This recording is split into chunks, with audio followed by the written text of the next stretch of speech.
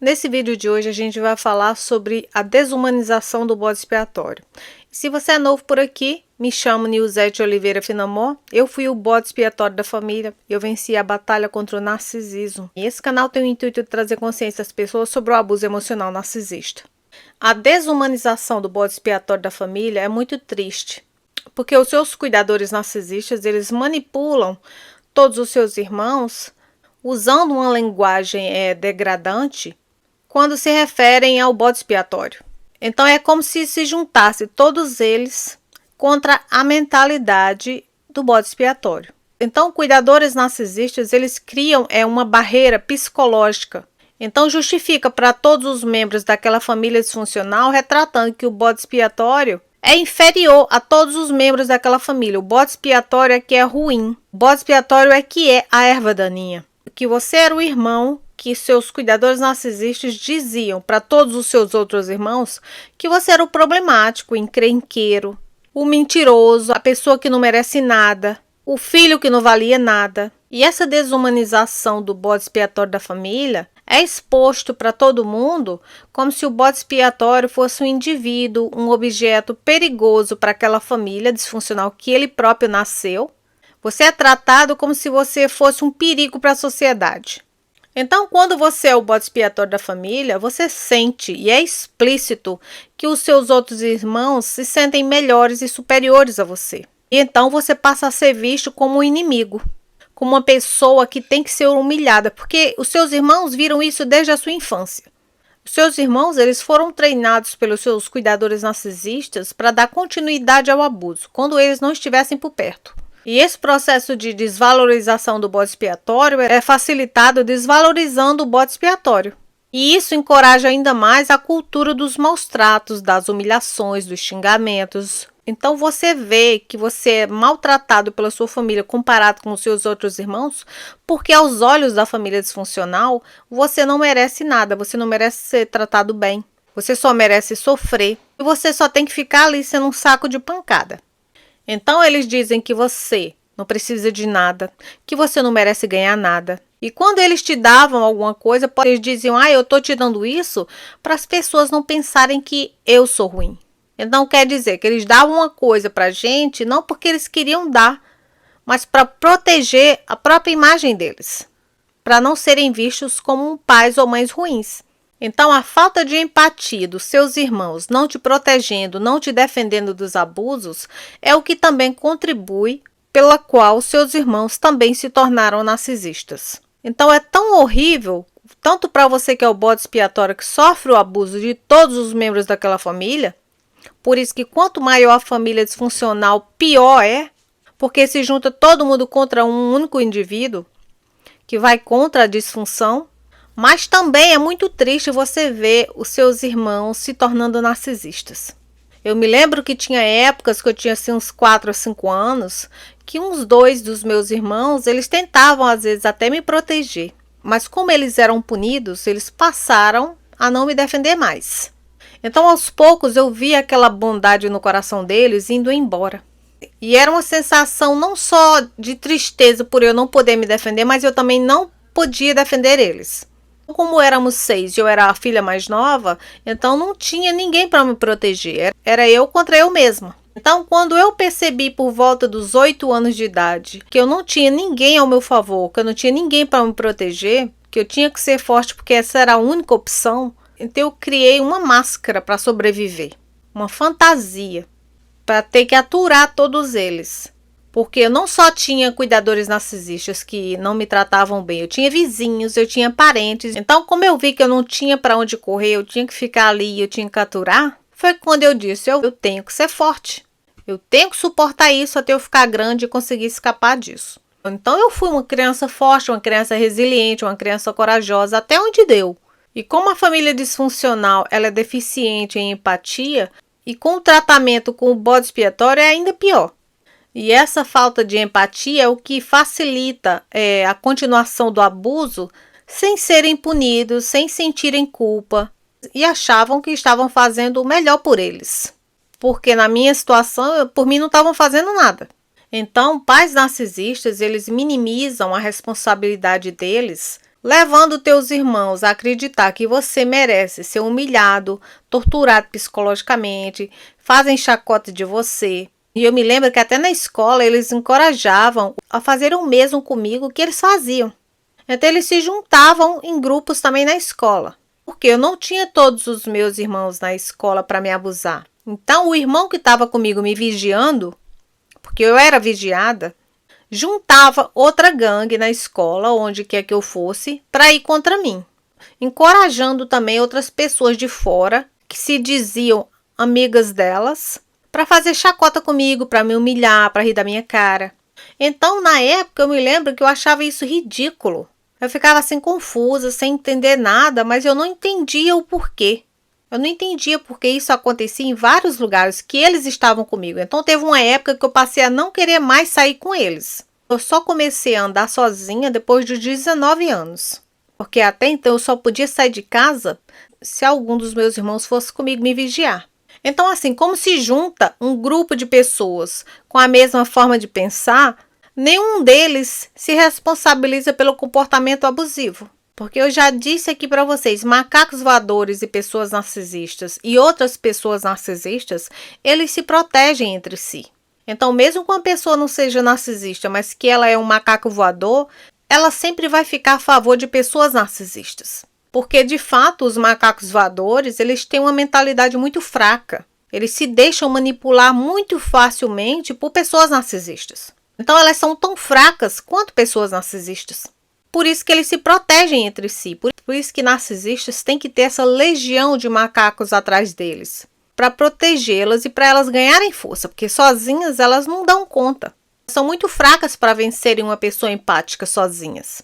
Então elas têm que recrutar macacos voadores, pessoas falsas, pessoas narcisistas em gangue para ir contra você. Então você, sendo o bode expiatório, você reage negativamente à tortura psicológica que é cometida com você. Você reage negativamente ao abuso, porque isso é um processo normal de uma pessoa que tem empatia emocional, empatia compassiva.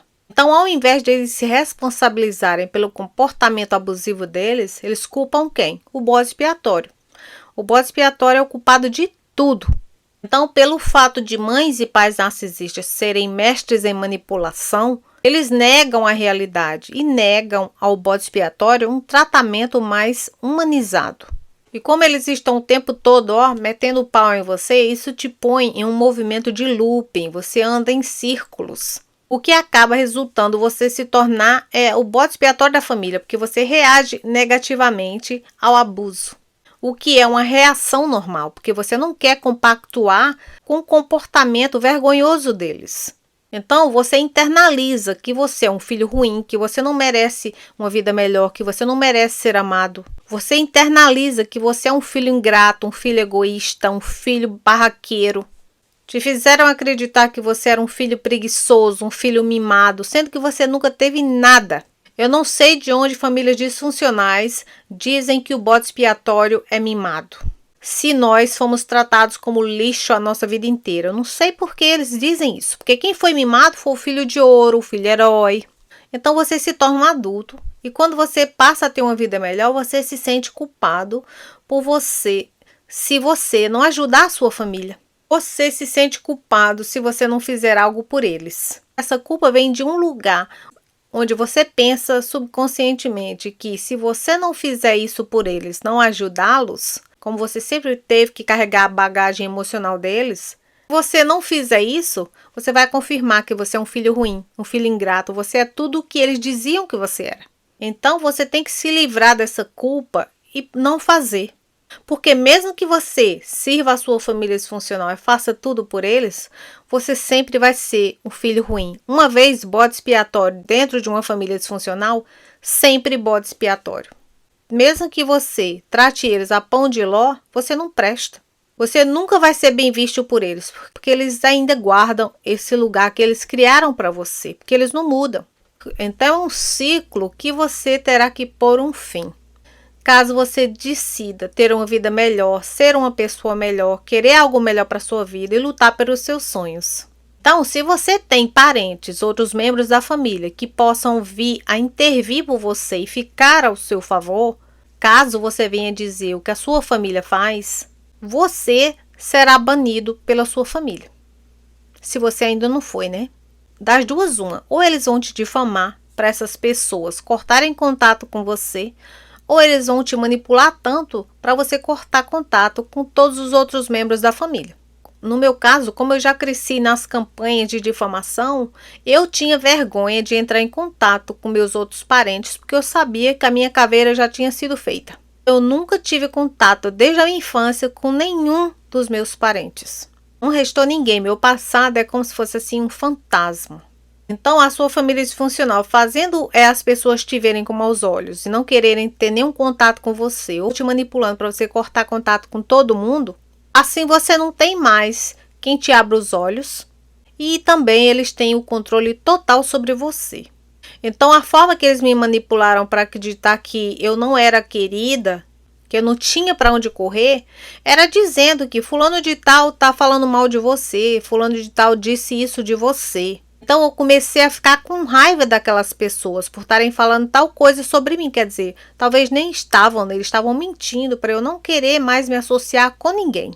Infelizmente, né, desde criancinha, a sua personalidade, os seus gostos, a sua individualidade, seus desejos são totalmente negados.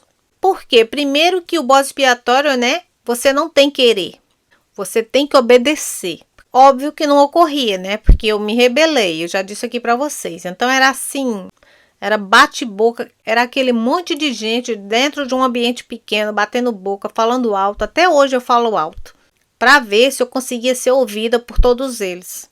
Ou eu falo baixo demais, ou eu falo alto demais. A minha voz ainda está um pouco desregulada. Então tudo sobre você é negado porque você não é considerado um ser humano pela sua família disfuncional. Você é considerado um saco de pancada que tem que carregar o fardo deles. E se a sua família disfuncional é grande, pior ainda, porque você tem que carregar o fardo de todos eles. Então, se você disser para os seus cuidadores narcisistas que você os ama, eles vão dizer, você não ama nada, você não ama ninguém, você nem coração tem.